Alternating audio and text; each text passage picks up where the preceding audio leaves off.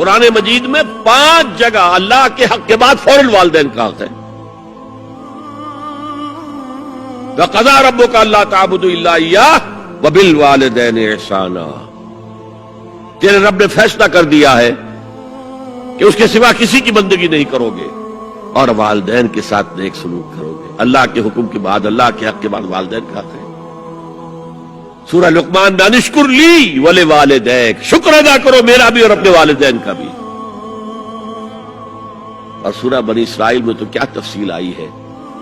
اما یبلغن عندک الکبر احدہما او کلاہما فلا تقل لهما اف ولا تنہرهما وقل لهما قولا کریما واخفض لهما جناح الذل من الرحمۃ وقل رب ارحمهما كما ربیانی صغیرا.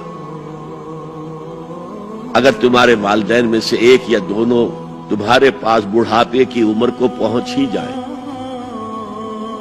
انہیں کبھی اف تک نہ کہنا، دل نہ توڑنا، ان کا چھاتی چوڑی کر کے بات نہ کرنا، ان سے کندھے جھکا کر بات کرنا، ادب سے گفتگو کرنا.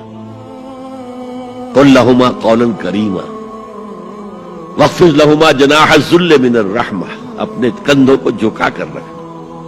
اور پھر کہنا، اللہ سے دعا کرنا، رب ارحمہما کما ربیانی صغیرا، پروردگار میرے ان والدین پر رحم فرمائیو جیسے کہ انہوں نے مجھے پالا تھا جبکہ میں چھوٹا سا تھا. تو خاندان کے نظام کو مستحکم کرنے کے لیے 3 ڈائمنشنز ہیں. جیسے ایک کمرہ ہے، چوڑائی ہے، لمبائی ہے، اونچائی ہے. پہلے تو شوہر اور بیوی کے درمیان بانڈ آف لو. اب یہ شوہر اور بیوی پیرنٹس بن گئے ہیں، والدین بن گئے، اولاد آ گئی. سیکنڈ ڈائمنشن ایڈ ہو گئی، ادب، عزت. اور بہن بھائی ہے، اخوت، جس کو کہ وہ کہہ رہا ہے جی ویلز بھی، فریٹرنٹی. خاندان کا ادارہ مستحکم. یہاں ایک نقطہ اور بیان کر دوں. لیگل لیول پر بیوی کے حقوق کم ہیں، شوہر کے زیادہ ہیں. الرجال قوامون علی النساء، سیدھی سیدھی بات ہے اور ہمیں ڈٹ کر کہنا چاہیے.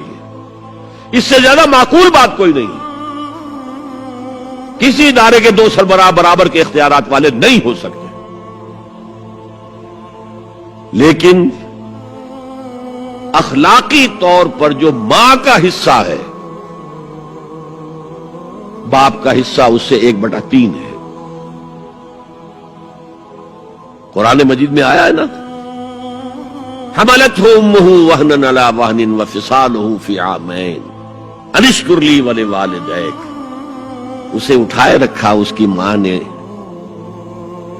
اپنے پیٹ میں، کمزوری پر کمزوری جھیل. کمزوری تو ہو رہی ہے، اس کا خون چوس رہا ہے اندر، جھونک جو ہے وہ چوس رہی ہے خون اس کا. اور سب ماؤں کو تو اتنی نرشمنٹ موجود نہیں ہوتی کہ آپ پریگننسی میں اس کے لیے ضروری نرشمنٹ فراہم کر دیں. وہنن علی وہن، کمزوری پر کمزوری جھیل کر بھی اپنے پیٹ میں اٹھائے رکھا. وفصالہ فی عامین، اور پھر دودھ چھڑانا ہوا 2 سالوں میں. وہ جھونک جو ہے وہ پھر اس کی چھاتیوں سے چمٹ گئی. لہذا اس کا حق 3 گنا زیادہ ہے باپ سے. ایک صحابی حضور سے پوچھتے ہیں، حضور میرے حسن سلوک کا اولین مستحق کون ہے؟ فرمایا تمہاری والدہ. پھر پوچھا ان کے بعد کون؟ پھر کہا تمہاری والدہ. پھر پوچھا ان کے بعد کون؟ پھر کہا تمہاری والدہ. پھر پوچھا ان کے بعد کون؟ تو کہا تمہارے والد. 3 درجے. اور یہ جو فرمایا الجنت تحت اقدام الامہات، جنت تو ماؤں کے قدموں تلے ہے، یہ باپ کے بارے میں تو نہیں فرمایا. یہ ہے ایکویشن، بیلنس. اسلام قسط کی بات کرتا ہے، انصاف کی بات نہیں کرتا. انصاف تو یہ کہ آدھی روٹی ادھر دے دو، آدھی ادھر دے دو. انصاف ہے، یہ اچھی چیز ہے.